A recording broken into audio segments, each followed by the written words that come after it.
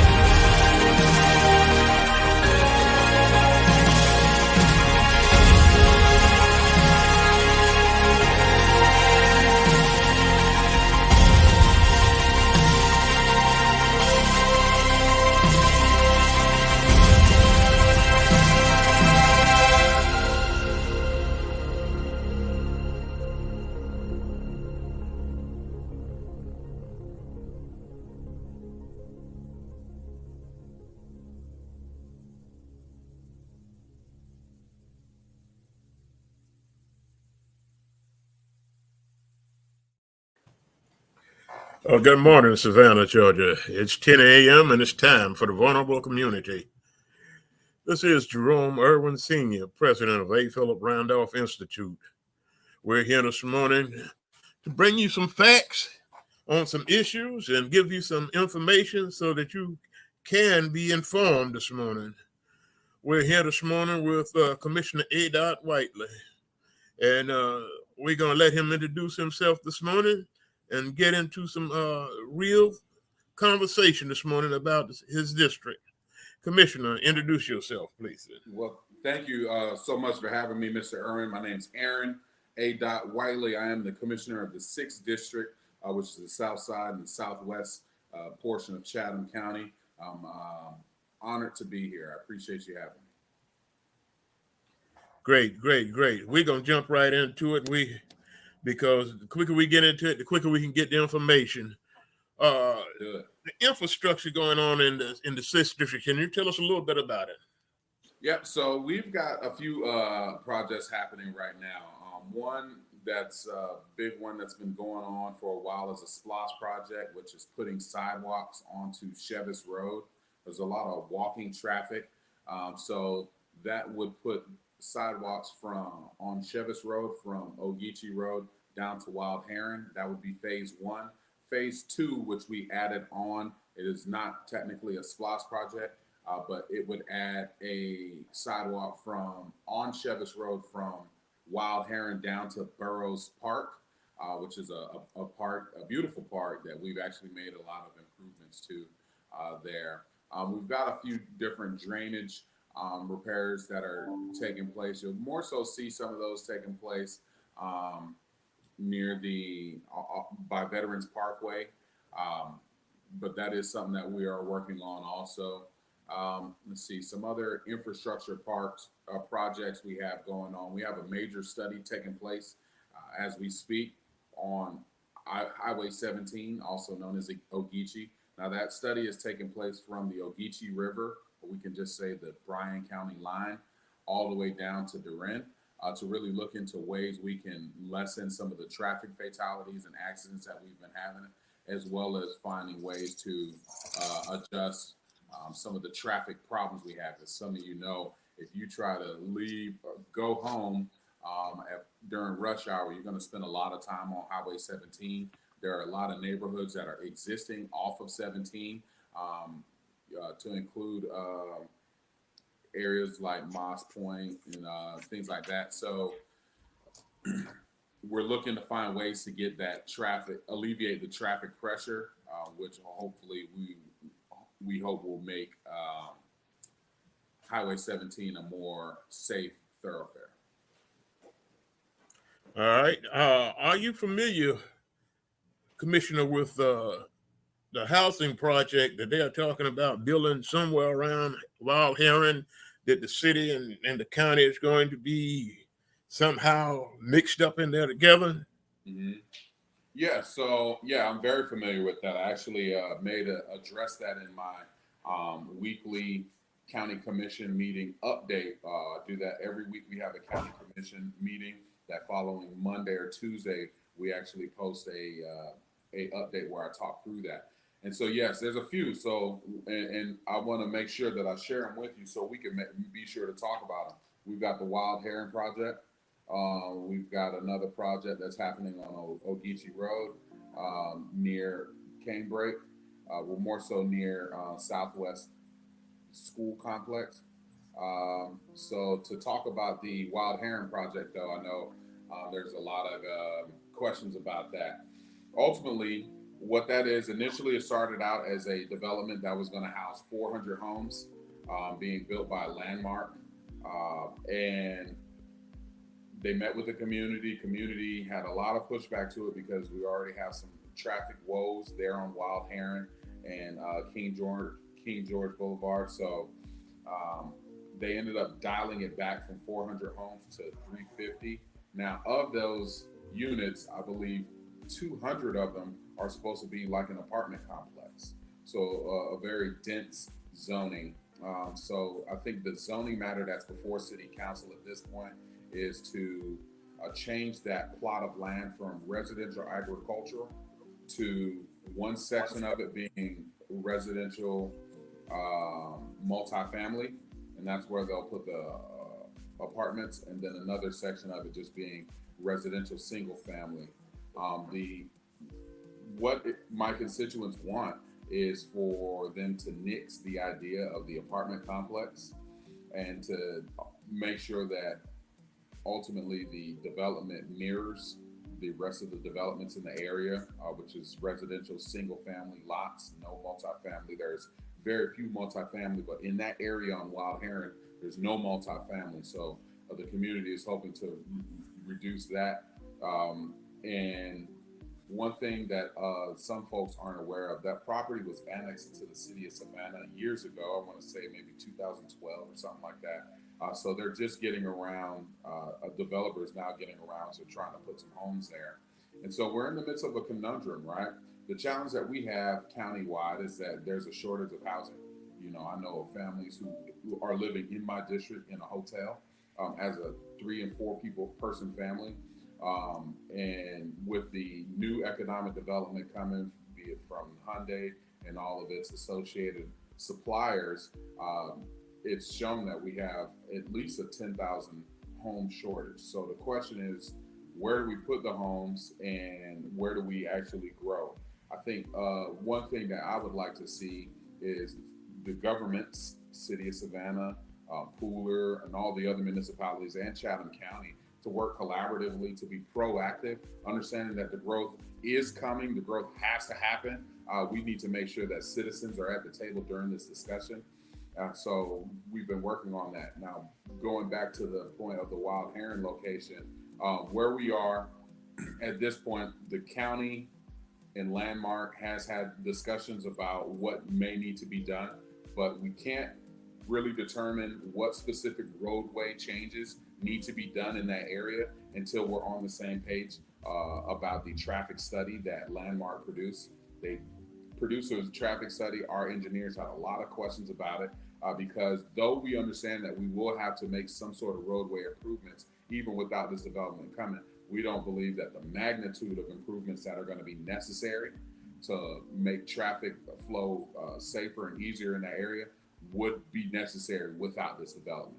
So with that, we're trying to get on the same page there so we can come to terms on what share the county, the city, and Landmark has in actually making the roadway improvements on Wild Heron Road and any adjacent areas that may be directly affected.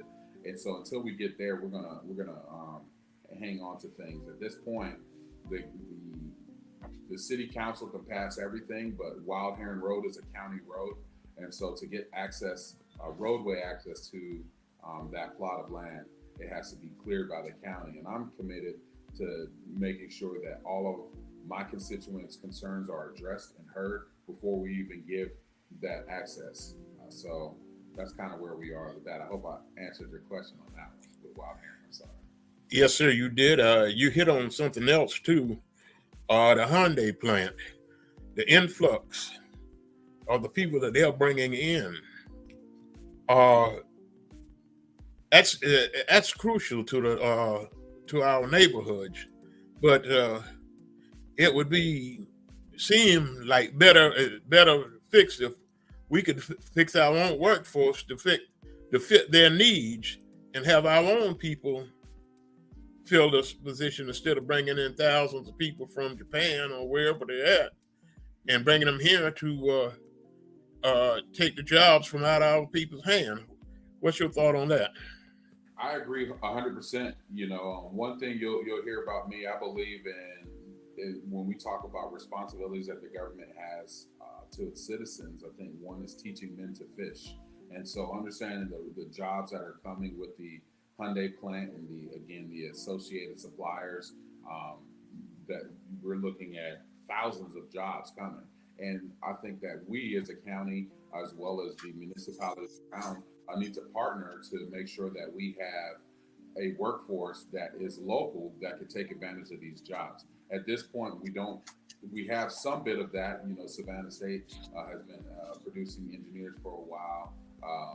You also have Georgia Southern here in our backyard. And considering that this deal was made with Effingham County, Bryan County, Chatham County, and Bullock County, this is a regional question or a regional task. Savannah Tech also has some skin in the game there.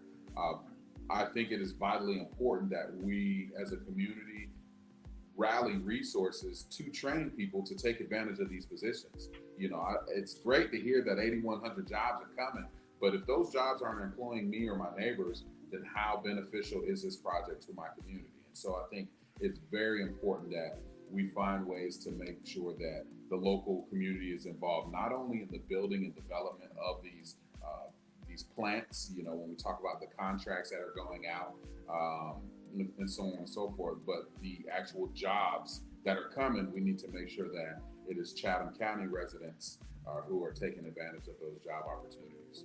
And we have to make sure that they're prepared for You know, everybody has been talking about uh, the workforce readiness, that. and you may not know it, but I know it because I deal with them every day. But we have a workforce here that's second to none. We don't have to wait around for nobody. We've got so many people working out of town because there's no work in town to have. And the builders and trades unions here in Savannah can just equip just about anything you need. We have welders, pipe fitters, heating and air conditioning, insulators. We've got it all. All they have to do is ask. But I think we have been labeled as a cheap labor state, and that isn't good for the workforce around here. Yeah. So Oh, go ahead. I'm sorry. so you know it's a thing that we have to somehow get the people to understand that we've got the workforce. We've got to sell the workforce. I would imagine you say. Well, yes, sir. Well, and I think it's important that we're clear that we're talking about two separate workforces, right? There's a workforce that's here that we know is readily available to build anything. We have, especially when you talk about our trade unions, we have the skilled labor and the training programs to train more skilled labor to build anything, right? So the speed, the expedience of which this plant is going up. I mean, every time you drive down 16, you realize that a new portion of this plant is complete. We have the bodies, the personnel to actually take advantage of those positions. But then there's the operational workforce, which will be once this plant is built, who's going to be in there actually operating the machinery and things of that nature. So I agree that we have a strong workforce as it relates to the construction. And I do know that we do have people right here who are ready to take advantage of some of those jobs. But I think we could do a better job of that, of having more people who are ready to take advantage of the operational jobs. Now, as it relates to the construction piece, one of the biggest challenges that I've had with this entire process is that process is being led through by the I-16 Corridor Joint Development Authority, which again is a collaboration of those counties that I mentioned: Chatham, Bryan, Bullock, and Effingham. So each of them have some sort of a appointment or two. I know the county, we have two appointments to that board. Well, they have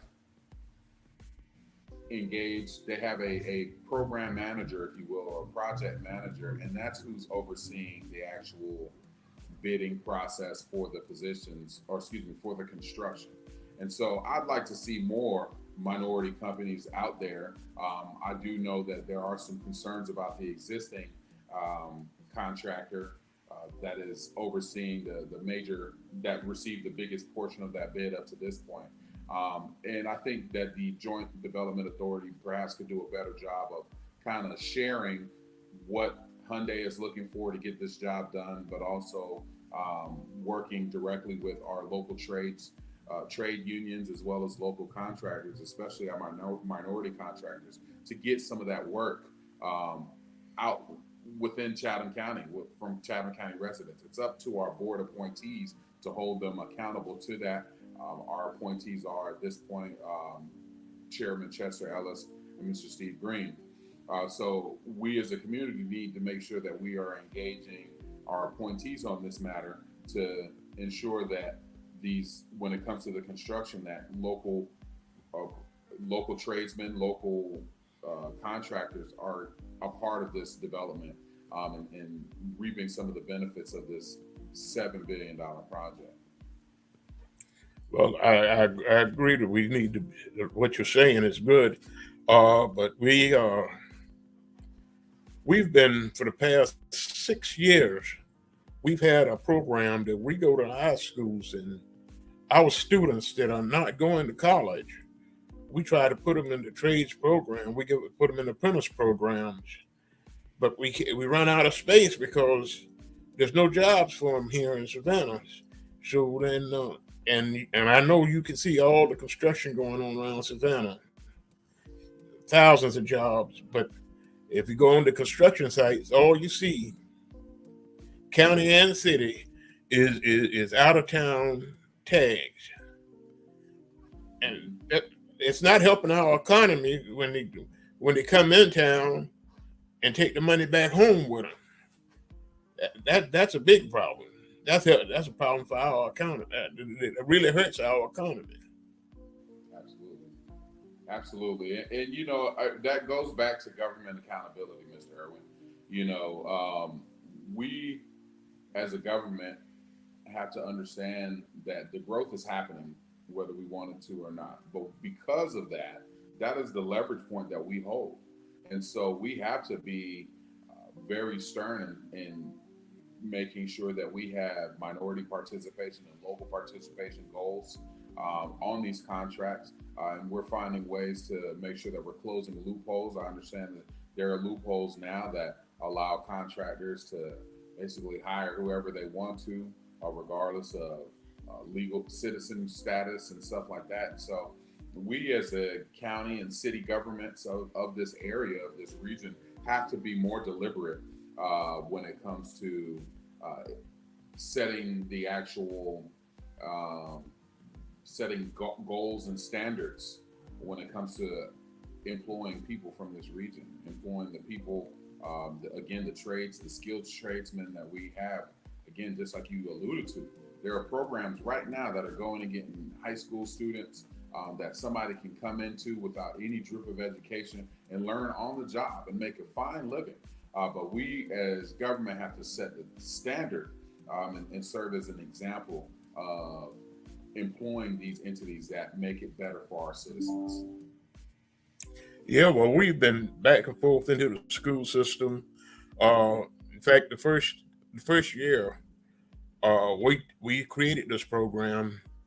It was kind of funny because I went to the school, and when I was talking to the parents at the PTA meeting, I got more parents involved in the apprentice program than I did the students because they didn't know nothing about it. So, but we got we got 12 students that finished.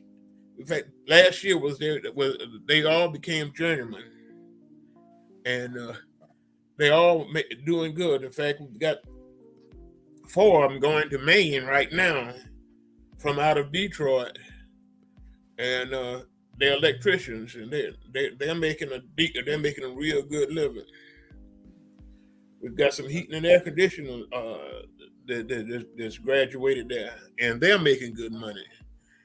Everybody that we had on that program is making good money. We just have to get some local work that we can keep them home. But with that being said, we have been working and looking around the county for a mighty long time. I've been here longer than you, and you know that. Yeah, But sure. there are some things that's going on that we like. I'm not see the improvement that's going on. You're doing some improving things, but tell us about some of more improvements besides out there on Wild Heron Road When you say improvements, what do you mean? within the communities in Chatham County. So far Yeah, as your, yeah. so far So as I your mean, street work and whatever else. right. Yeah. So I mean, again, we're working at this point to complete more of our SPLOS projects. We still have SPLOS projects that are from SPLOS 1 that haven't been completed. So that's been a big effort for us. You see, our trial court building is going up on the corner of Oglethorpe and MLK. That's should be done, I believe, towards the end of this year. So it's good to see that. As far as road work, something you'll see widening of Quaco Road. Um, we're working on that. Widening of Little Neck Road, which actually falls on my district now. We That's been an interesting point because Little Neck Road runs through Chatham County, Bloomingdale, as well as Pooler. But there's a section that goes over Interstate 95, so we have to work with the federal highway or the feds, if you will, to widen the bridge. So what we're looking to do is just to go ahead and do our share widening and resurfacing Little Neck Road up to the bridge. Little Neck Road definitely needs to be repaired, needs to be resurfaced, but definitely needs to be widened. We see that the New Hampstead development, which is down Little Neck Road, is bringing about 10,000 doors on its own. And so having a wider road to bring those folks into town is going to be definitely important as those developments out there in New Hampstead continue to finish building up units. So that's a big part. We're seeing a lot of development happening on Bush Road, and that's again each of these projects, be it the New Hampstead as well as the developments on Bush Road. These are all projects that are City of Savannah projects, And so, but we, the county, own the roads that are close to them. So we're having to step our game up too. And I'm really hopeful that we will continue. I could say that with this administration, though the press may have highlighted some contentious points amongst our administrations, we have been doing as best we can to work together as it relates to being proactive for the infrastructure needs. And that's why you hear discussions about T-SPLOST, because not only do we have roadway issues, again, we have drainage issues. I think of Westlake, a vulnerable community that has a severe drainage issue. Drainage, larger part, falls under the county's umbrella. And so we're doing some work, like I talked about, to actually improve the drainage downstream from that area as we work our way to actually fixing the drainage directly next to Westlake.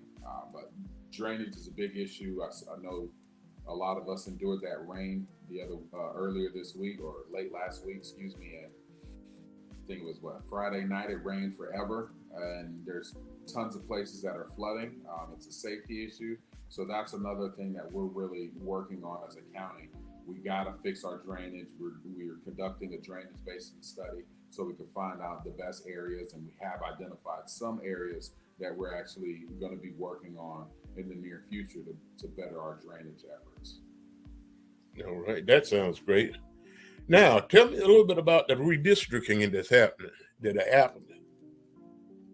Yeah, so redistricting, it happened, and as expected, a lot of gerrymandering, if you will, took place. I can say that I had the opportunity to work with some of our state legislators. Senator Mallow is one, Representative Carl Gilliard, Representative Jackson, um, and even Representative Westbrook. They really worked with us to make sure that we were kept abreast of what was happening with redistricting. If you go back into the news, it really started off on a really tumultuous foot. Initially, the county had agreed to some maps. We had worked with our school board counterparts in the redistricting and the MPC to actually see what it was going to look like, understanding that we had a target number to get to, which was, I think, 36,911 people. So that was ultimately the number we were trying to get to. And so, in going through and drawing those districts, trying to make sure that it remains contiguous and fair was a key point. Well, we had agreed on maps. The commission passed our map 7-2.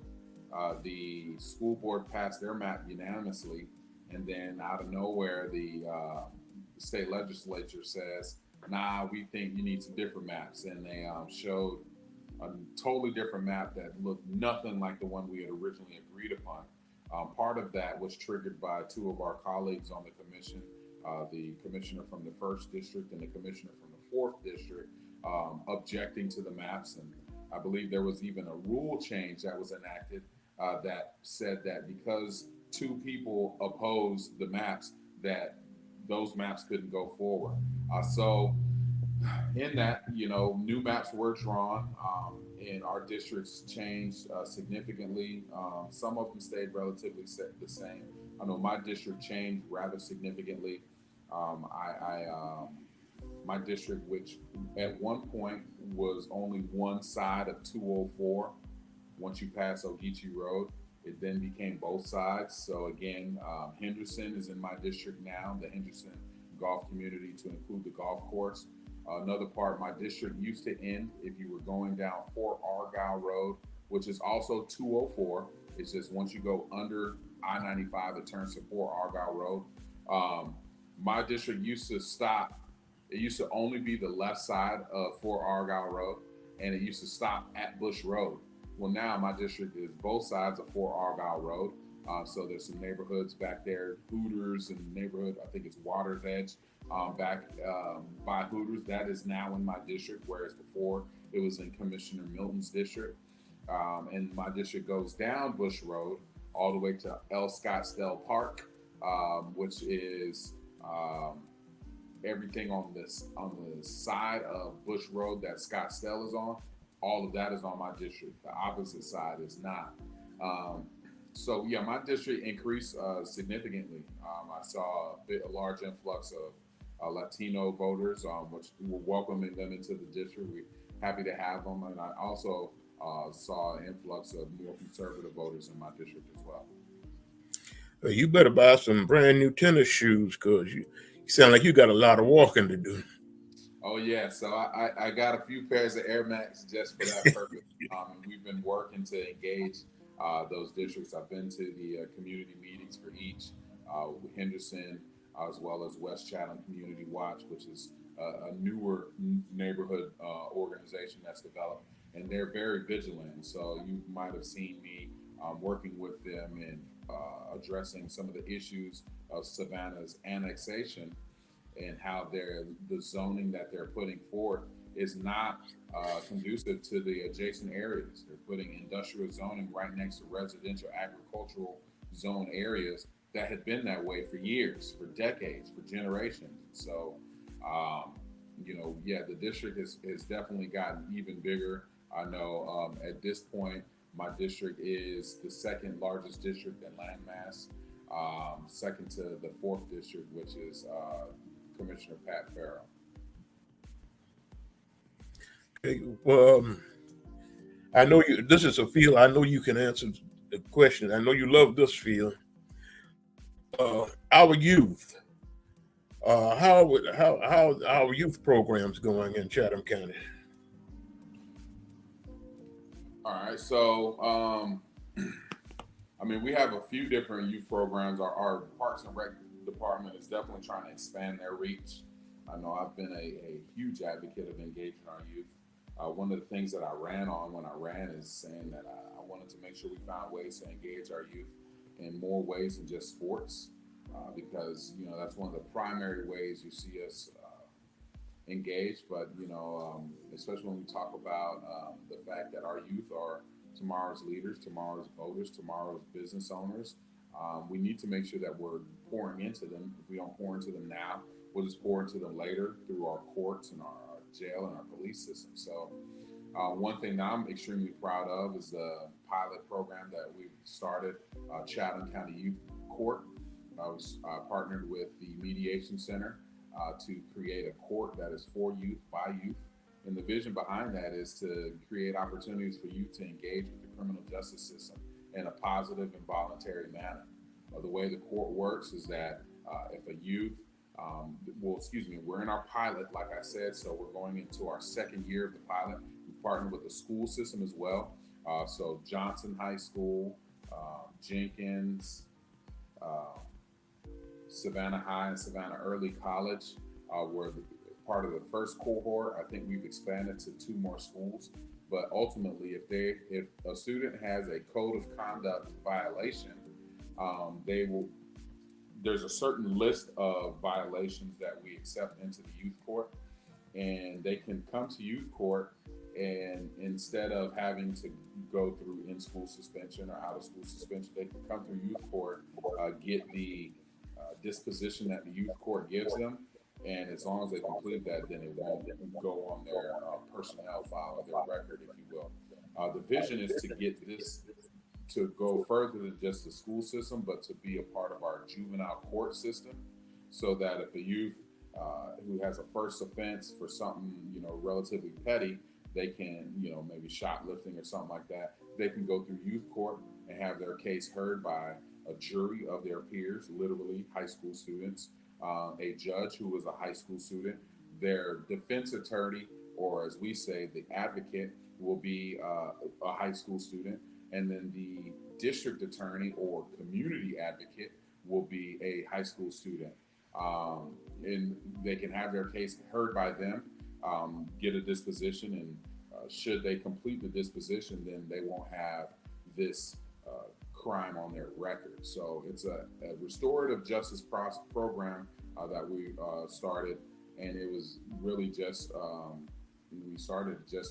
it was something I heard about, and so I opted to convene everybody who I thought might be interested. I got the folks from University of Georgia's Fanning Institute in Clark County, which is Athens, on the phone on a Zoom with everybody. Actually, this is in the midst of COVID, to talk about it. And I appreciate and thank God for the Mediation Center because they picked up the ball and ran with it. So this was something that nobody had to give me permission for, because I've heard people say I wanted to do something like that, but such and such wouldn't give me permission. This was nothing. This was not about permission. This was about the will to do something. And so I appreciate our partners, the Savannah Chatham County Public School System, as well as the Coastal Mediation Center, Jill Cheeks, Keyshawn Housey, Dr. Shaquita, I'm about to say Burns. But you know that organization, nonetheless, I want to shout them out because they have made youth court something that is changing lives as we speak. Something else that comes to mind, we this past weekend, put on a big festival at Lake Mare, for which featured Savannah's own Flage. So again, trying to find ways to engage our youth is key. There's different programs going on at our parks. You know, we've updated the name of the Jennifer Ross complex. It is the Jennifer Ross Athletic Complex, not the Jennifer Ross Soccer Complex. So, you know, we're trying to make sure that we're bringing as many sports and opportunities there as well. And, you know, just partnering with the organizations that the county gives blueprint funding to make sure that our community, our social safety net is tight and that we're keeping options open for our kids. Well, I tell you, you're doing a commendable job right now. And as soon as I said right now, I don't want to have to come Yeah. back at you. But but no, we we have sat back and watched you grow, and I think you're doing a good job as far as I'm concerned. You know, I'm not but one person, so Right. I don't worry about that one. But I think we've covered a whole lot of territory this morning. You've gave out a lot of information, but would you like to make a final statement? Yes, sir. So first, I want to thank you for the words of encouragement, Mr. Irwin.